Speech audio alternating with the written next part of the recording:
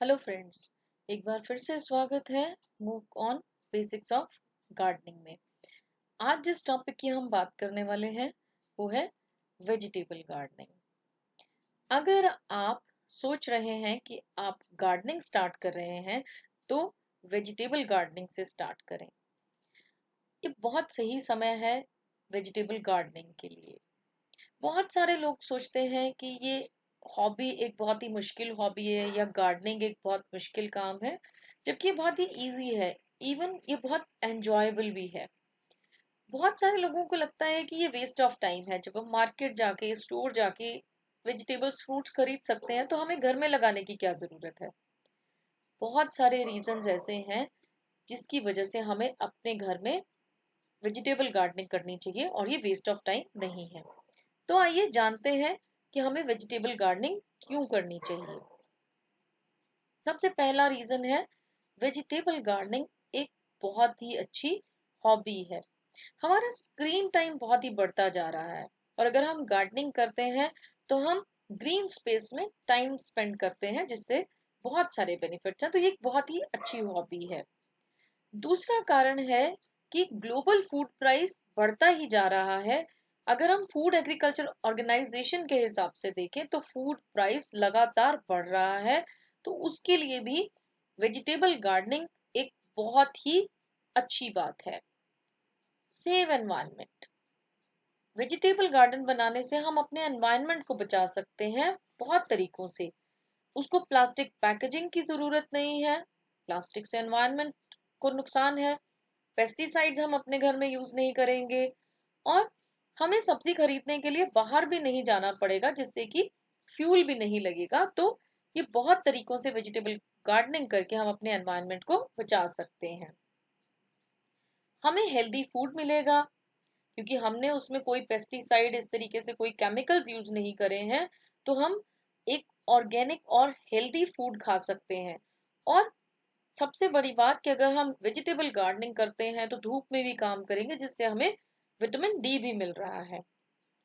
और अगर हम बात करें डिगिंग वीडिंग वाटरिंग और बहुत सारे काम अपने गार्डन में ऐसे करते हैं जो सोर्स ऑफ एक्सरसाइज है। मॉडरेट एक्सरसाइज हमारी हो जाती है जो कि हेल्थ के लिए बहुत बेनिफिट है। और ओवरऑल हेल्थ भी हमारी अच्छी रहती है।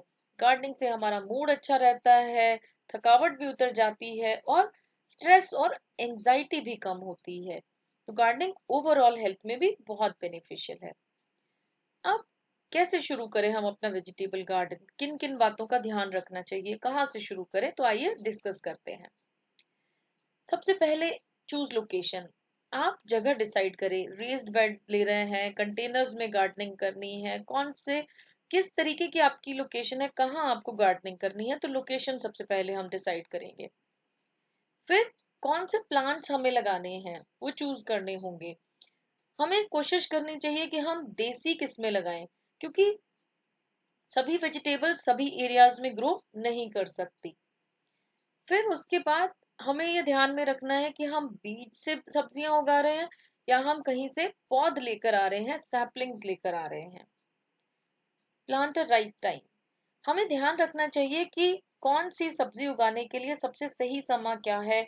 कुछ एरियाज में हम लंबे समय तक कभी भी सब्जियां उगा सकते हैं, लेकिन कुछ एरियाज में कुछ पर्टिकुलर टाइम में ही हमें सब्जियां उगानी होती है जिससे हमें अच्छी पैदावार मिले।